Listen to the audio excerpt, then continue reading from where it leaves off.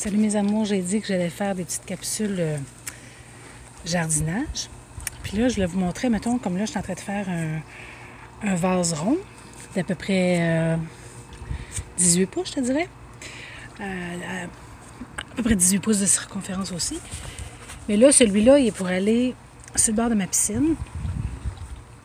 Puis, il va être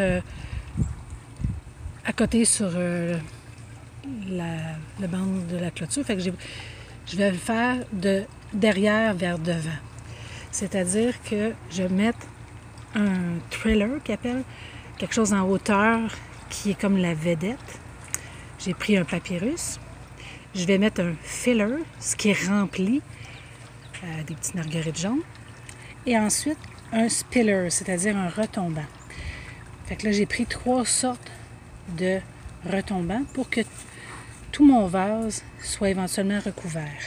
Fait que ce qu'on fait, quand on a 18 pouces de vase comme ça, dans le fond, j'ai mis la vieille terre que j'avais dans mes jardinières l'année passée. J'ai mis des feuilles, j'ai mis à peu près pour qu'il j'aie 10 pouces de bonne terre. Je mets de la véranda, de la terre véranda, c'est de la terre pour jardinière, mais toute terre pour jardinière peut faire l'affaire. J'ai mis engrais à annuel, en granules, et j'ai mis une poignée d'engrais de compost. Dans le fond, vous pouvez mettre un compost de crevettes, un compost marin. L'important, c'est de rajouter une matière organique pour bien nourrir vos plantes. Fait on plante ça toujours au ras du collet de la plante. Jamais plus creux que le collet. Parce que sinon, vous allez étouffer votre plante. Vous êtes mieux même qu'elle soit un petit peu sortie que trop creux. Fait que ça, c'est un des arrangements. Je vais aller vous montrer rapidement ce que j'ai fait. Je m'excuse, je suis au début des plantations. J'ai répété les mêmes couleurs. Pour moi, je trouve ça plus joli dans un décor quand tu as juste 3 couleurs primaires. On peut en avoir des secondaires, mais pas majoritairement. Et un feuillage soit argenté, dépendamment des couleurs que vous avez choisies, ou dans les tons de vert lime. Ici, j'avais un pénécitum, il y a eu froid, là, il a gelé. Je l'ai taillé, mais il va faire des plumeaux ici, en hauteur peut-être un 18 pouces, 24 pouces en hauteur.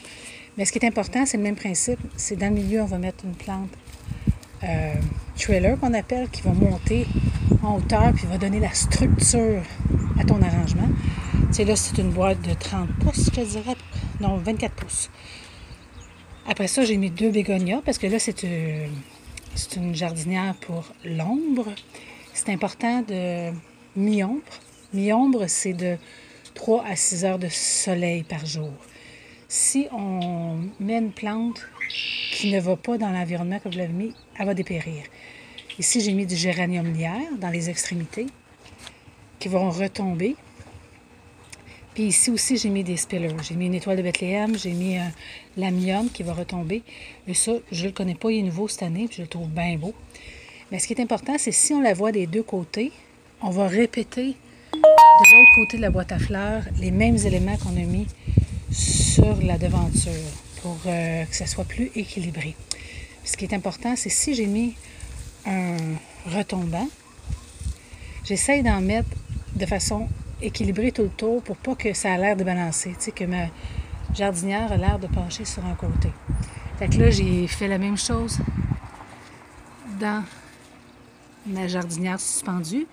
J'ai mis, ici par exemple, j'ai pas assez haut, fait que j'ai pas mis un trailer qui monte trop haut parce que ça prendrait trop de place.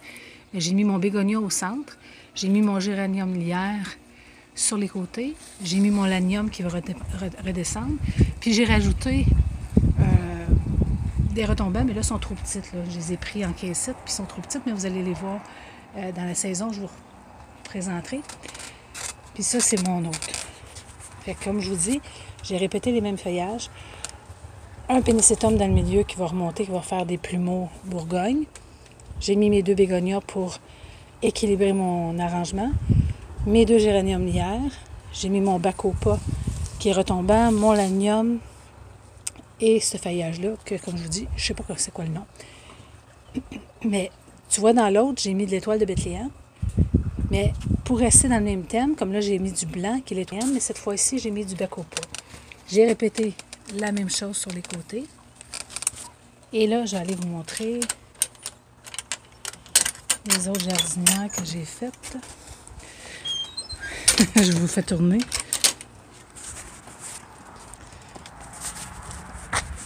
Dans la devanture, j'ai répété le même principe.